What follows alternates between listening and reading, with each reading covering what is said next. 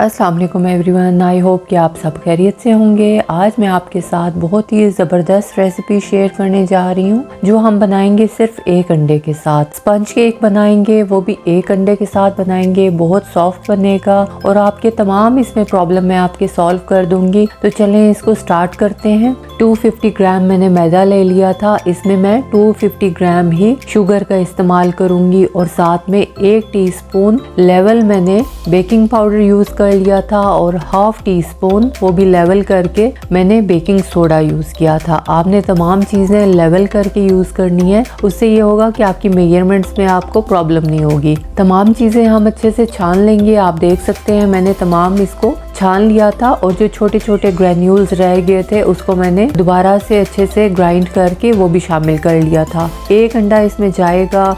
125 ग्राम मैंने मक्खन ले लिया था, घी जो भी आपके पास अवेलेबल है, घी, ऑयल या मक्खन कुछ भी आप ले सकते हैं। और इसमें तकरीबन 250 ग्राम मैंने दूध यूज़ किया था और इसको गर्म कर लेंगे। आपने एक चीज़ का ख्याल रखना है, दोनों चीज़ें आपने दूध और मक्खन को या घी को या ऑयल जो भी आप इस्तेमाल कर रहे हैं उसको गर्म करके इस्तेमाल करना है। तकरीबन मैंने इसको 1 मिनट के लिए टाइमर लगा लिया था माइक्रोवेव में। 50 सेकेंड्स के लिए मैंने इसको गर्म कर लिया था और इसमें फिर तमाम मिक्सचर को मैंने शामिल किया और बहुत हल्के हाथों से आपने इसको मिक्स कर लेना है। ज़्यादा मिक्स नहीं करना क्योंकि उससे ये होता है कि हमारा ग्लूटेन एक्टिवेट हो जाता है, तो वो बिल्कुल ब्रेड की तरह बन जाता है। हमने ब्रेड नहीं बनानी, हमने केक बनाना है। और 1 टीस्पून मैंने इसमें शामिल कर दिया था वनीला एसेंस। आपने हल्के हाथों से, आप देख सकते हैं मैं कितने हल्के हाथों से इन तमाम चीज़ों को मिक्स कर रही हूँ।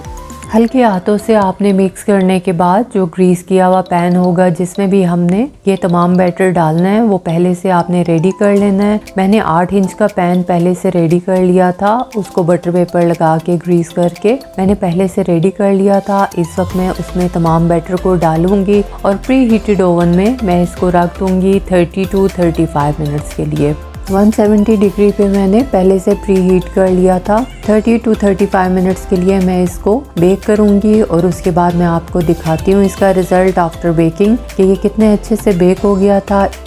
आफ्टर बेकिंग आप इसका कलर देख सकते हैं, टेक्सचर देख सकते हैं कितना अच्छा सा ये बेक हो गया है। अब इसको मैं मोल्ड से डिमोल्ड करूँगी। आपने इसको 15 मिनट के लिए कम से कम रेस्ट देना है, उसके बाद हम इसको डिमोल्ड करेंगे। लेकिन मैंने इसको बहुत जल्दी डिमोल्ड कर लिया था और कट कर लिया था, लेकिन आपने ऐसा नहीं करना। आपने इसका वेट करना है ठंडे होने के लिए, उसके बाद आपने इसको स्लाइसेस कर लेने हैं और जिस तरह भी आपने नाइफ की मदद से, कटर की मदद से कट करना है तो आपने इसको कट कर लेंगे। तो आप देख सकते हैं बहुत ही सॉफ्ट और बहुत ही स्पंजी ये रेडी हो गया था। आपने इस तरह से कटर की मदद से कट कर लेना है। मेरे पास ये कटर था, आप नाइफ की मदद से भी कर सकते हैं।